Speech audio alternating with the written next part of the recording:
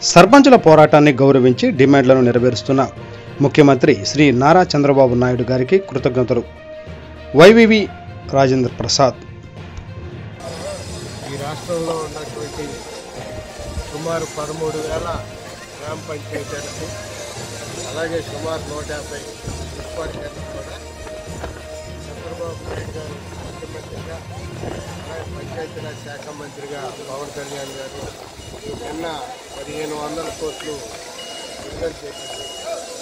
ఆ సందర్భంగా వారికి కృతజ్ఞతలు తెలియజేస్తూ స్వామివారికి అన్నింటిలో చంద్రబాబు నాయుడు గారికి కుటుంబ సభ్యులకి పవన్ కళ్యాణ్ గారికి వారి కుటుంబ సభ్యులు కూడా స్వామివారు ప్రసాదించాలని, పంచాయతీలకి మంచి రోజులు వచ్చాయని, ఆ పాత స్వర్ణయుగం మరలా చంద్రబాబు నాయుడు గారి ఆధ్వర్యంలో గ్రామాలు అభివృద్ధి చెందుతాయని భావిస్తాం.